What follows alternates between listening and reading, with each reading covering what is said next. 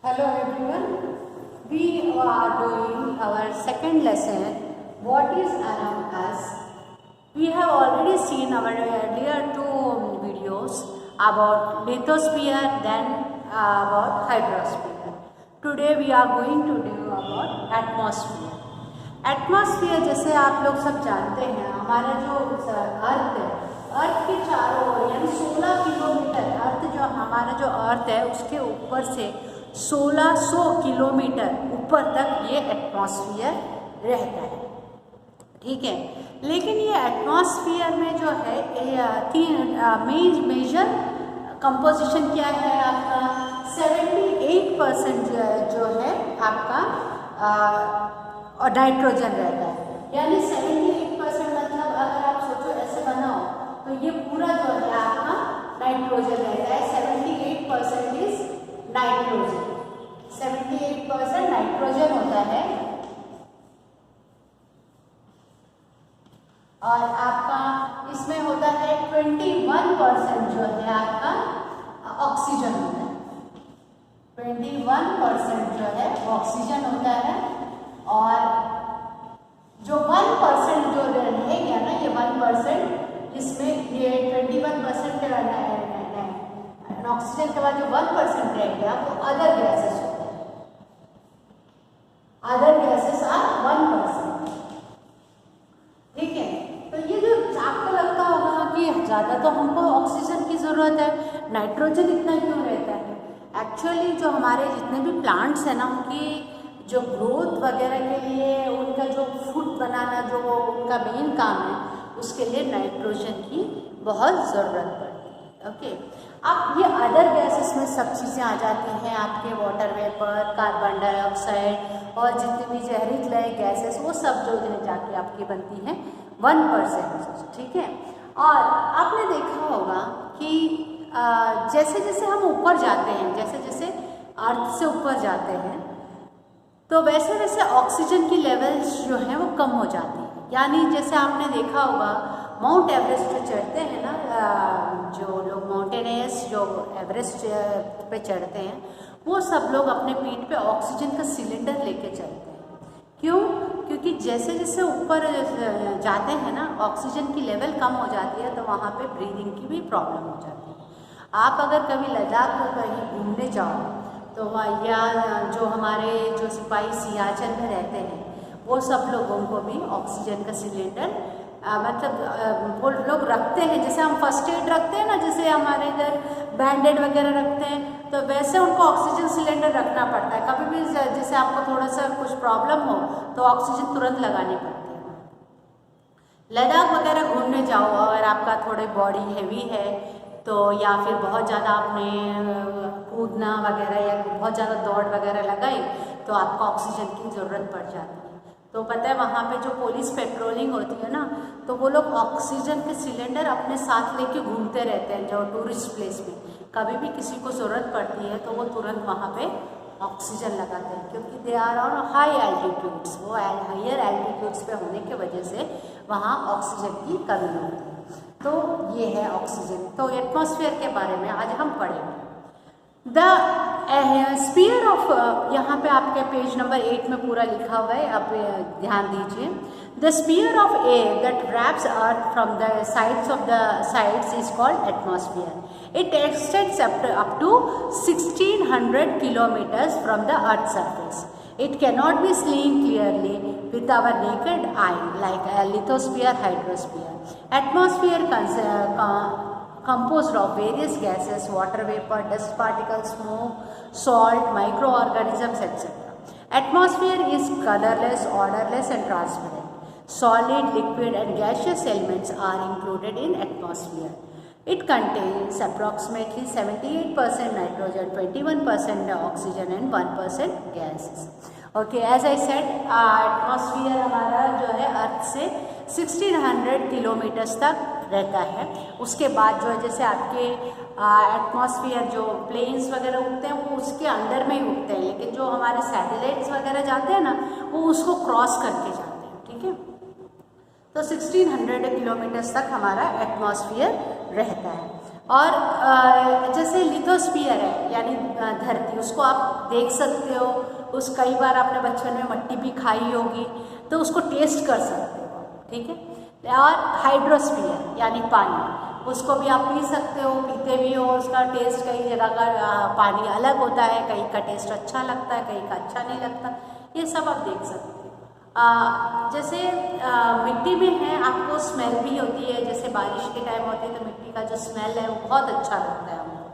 तो मिट्टी में जो है it is solid, it is colour, it has colour, it you can taste it, you can see it. Whereas hydrosphere, you can hydrosphere यानी पानी, आप उसमें उसको भी टेस्ट कर सकते हो, उसको देख सकते हो, लेकिन उसमें स्मेल नहीं होता। और ये एटमॉस्फेयर में कलरलेस, टेस्टलेस, ऑर्डरलेस, मतलब उसका स्मेल नहीं होता। ऑर्डरलेस मतलब स्मेल नहीं होता। और इसको आप देख नहीं सकते लेकिन महसूस कर सकते हो। बहुत तेज हवा चलती है तो आपको एयर प्रेशर पता चलता है, वरना आपको पता नहीं चलता।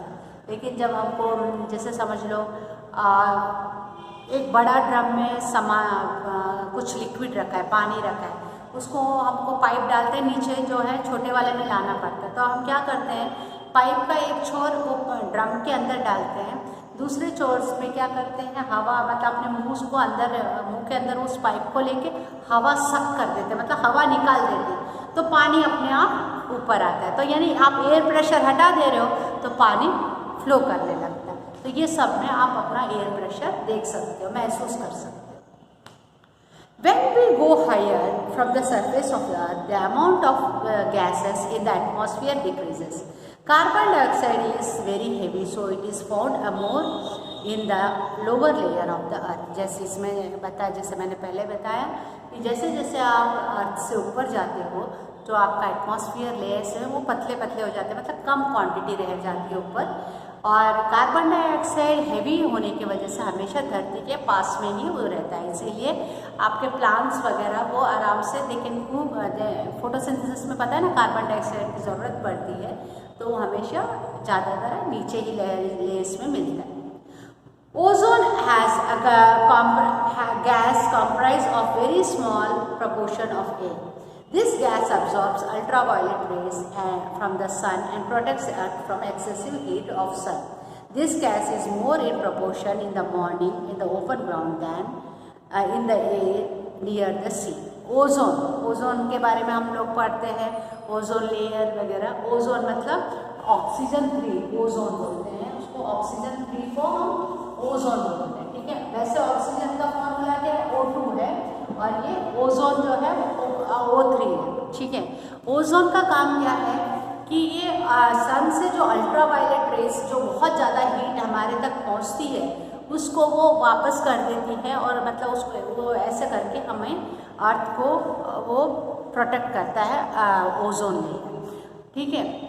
ये ओजोन लेयर आपको ज़्यादा महसूस होता है सी के पास सुबह में, जहाँ खुले मैदान है वहाँ पे, क्योंकि वहाँ पे ज़्यादा ये गैस रहता है, तो वहाँ पे आपके अल्ट्रावायलेट रेसेस नहीं आते, तो इसलिए हमको वहाँ पे ज़्यादा अच्छा लगता है घूमने में। Gases like oxygen and nitrogen keeps the living creatures on the earth alive. Nitrogen और ऑक्सीजन की वजह से हमारे ये जो अर्थ है उसके ऊपर लिविंग क्रीचर्स प्रेजेंट है। Nitrogen reduces the intensity of oxygen. Water is the most important component in the atmosphere. Nitrogen जो है वो ऑक्सीजन का जो ऑक्सीजन 21% है और ये 78% हमारा नाइट्रोजन है। वो कई बार ये गैस ऑक्सीजन को दबाने की कोशिश करती है। और ये जो वाटर है, वाटर वेपर जो हमारे आपने देखा होगा, जो हमारे जितने भी ओशंस हैं, सीज हैं, इसके अंदर जो है वाटर जो है इवेपरेट होके जाता है तो वो एटमॉस्फेयर में रहता है। जब हीट कम हो जाती है तो आपको ये वाटर वेपर देखने को मिलता है। जैसे सुबह के वक्त आप सर्दियों में उठो तो आपको धुंध दिखाई देता है, क्योंकि ठंड का मौसम है, जो वाटर वेपर एटमॉस्फेयर में है वो थोड़ा सा थिक हो गया है, इस वजह से आपको धुंध दिखाई देता है, यानी ड्यू या फिर उसे क्या कह सकते हैं फॉग दिखाई देता है। वो गर्मियों में भी प्रेजेंट होता है वाटर वेपर, लेकिन गर्मी ज़्यादा होने की वजह से हमें वो वाटर वेपर दिखाई नहीं देता है। जैसे पानी है, पानी ऐसे देखोगे तो वो मतलब पानी ट्रांसपेरेंट होता है, लेकिन वही जम जाता है तो आइस दिखता है ना, वाइट कलर में आइस दिखता है। वही हाल है वाटर वेपर, वैसे हमको दिखाई नहीं देता, लेकिन जब ठंड होती है तो वाटर वेपर थोड़ा सा थिक हो जाता है, इसके वजह से फॉग रूप में हमें देखने को मिलता है। और आपने देखा होगा सर्दियों में भी सुबह सुबह आप जाओ, घास वगैरह पे जाओ, पेड़ों के पास जाओ, उधर ओस पड़ी मिलती है, तो वो ओस भी क्या होता है, ड्यू क्या होता है, ये वाटर वेपर भी रात के टाइम जब टेम्परेचर कम होता है, वाटर वेपर जो है थोड़ा कंडेंस होकर गैस फॉर्म से वाटर फॉर्म में आ जाता है, तभी you can find the due drops on the plants. Due to heat, the water in the form of vapor and mixes with the air and known as moisture. The process of cooling of water vapor is called condensation. Various forms of moisture like dew, fog, clouds and precipitation are due to condensation. The effect of atmosphere is seen on human beings in every aspect of life, such as food habits, clothing habits, color, economic activities, etc. ये जो water vapour को जब पानी में बदलता है उसको condensation, मतलब गैस से लिक्विड में आता है तो उसको फॉर्म जब बदलता है कंडेंसेशन। लिक्विड से जब गैस में जाता है उसको इवेपोरेशन बोलते हैं। वेपर से जब लिक्विड में आता है, गैस से जब लिक्विड में आता है उसको कंडेंसेशन। इसके कारण आपको ये फॉग वगैरह मिलता है। और ये जो मौसम के हिसाब से ही हमारे जो खाने के हैबिट्स होते हैं, हमारा जो पहनने का कपड़े होते हैं वो भी उसी के हिसाब से होते हैं। और हमारे जो कलर्स होते हैं, जैसे हम गर्मियों में लाइट कलर्स पहनते हैं क्योंकि वो लाइट रिफ्लेक्ट होता है, गर्मी कम लगता है। सर्दियों में हम डार्क कलर्स पहनते हैं क्योंकि वो लाइट जो है अंदर अब्जॉर्ब रहता है, तो हमारे कपड़े, हमारे बदन में वो गर्मी रहती है, इसीलिए हम डार्क कलर्स पहनते हैं। तो ये सब जो है हमारे जो फूड हैबिट्स हैं, हमारे क्लोथिंग है, कलर्स है और इकोनॉमिक एक्टिविटीज़ है, ये सब जो है हमारा जो एटमॉस्फेयर पे डिपेंड करता है। जैसे सर्दियों में हम ज़्यादा घूमना पसंद करते हैं, वही गर्मियों में हम घर के अंदर रहना पसंद करते हैं। तो जो भी आपके फेस्टिवल्स वगैरह जो ऑर्गेनाइज करते हैं, टूर्स वगैरह जो ऑर्गेनाइज करते हैं, वो सब हम सर्दियों में ही करते हैं। Many dust particles are seen in the atmosphere. Spreading on sun rays are visible due to these particles. अगर आप जैसे सुबह के वक्त आप देखो सन की एक छोटे से अंधेरे एरिया से एक अंधेरा रूम होगा ना, वहाँ पे एक होल में से देखो तो सन की रेसेस ऐसे गिरते हैं। तो जब सन की रेसेस आप गिरते हैं तो उसमें ना आप देख सकते हो जैसे जो पार्टिकल्स है ना, ये सब आपको देखने को मिलता है।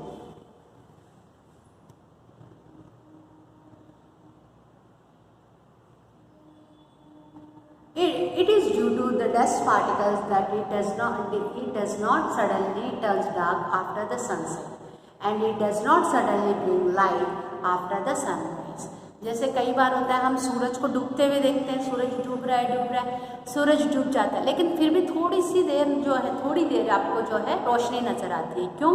ये जो डस्ट पार्टिकल्स जो एटमॉस्फेयर में हैं उसने लाइट को अब्जॉर्ब किया होता है, इसीलिए जब सन चले जाने के बाद थोड़ी देर आपको वो रोशनी नज़र आती है, बाद में ख़त्म हो जाती है। और जब सुबह में भी सन आता है तो वो जो इसी डस्ट पार्टिकल्स के वजह से वो जो अभी सन आता है तो भी हमको जल्दी से दिखाई नहीं देता, थोड़ी देर में दिखाई देता है। The rays are reflected back with the help of these dust particles on the surface of the earth, and we receive the light of the sun. We are able to listen to sound due to the presence of atmosphere. That is why radio and Doordarshan telecast is possible. ये atmosphere के वजह से जो आपके waves हैं ना, वो atmosphere के वजह से ही ट्रैवल कर सकते हैं। जैसे अभी हमारे डिश एंटीना होते हैं, हम डिश एंटीना को लगाते हैं, ठीक है, और खाली डिश एंटीना से हमारे डिश एंटीना जो है आपका, वो एंटीना वेव्स को कैच करता है, उसमें फ्रीक्वेंसीज होती हैं। जैसे समझ लो टाटा स्काई इस फ्रीक्वेंसी में वेव्स को छोड़ेगा, एयरटेल इस फ्रीक्वेंसी में वेव्स को छोड़ेगा, ऐसा करके एक जैसे आपका ब्लूटूथ हॉटस्पॉट को लेने के लिए ब्लूटूथ ऑन करना पड़ता है, वैसे ही ये तो है। और ये जो है वो वेव्स को कलेक्ट करते हैं, और ये वेव्स कब जा पाते हैं, जब एटमॉस्फेयर प्रेजेंट हो तभी ये वेव्स मूव कर पाते हैं। Okay, so that is about the atmosphere. In the next lesson we will see about biosphere. Biosphere consists of all the three spheres: lithosphere, hydrosphere and atmosphere. Okay, thank you, have a nice day.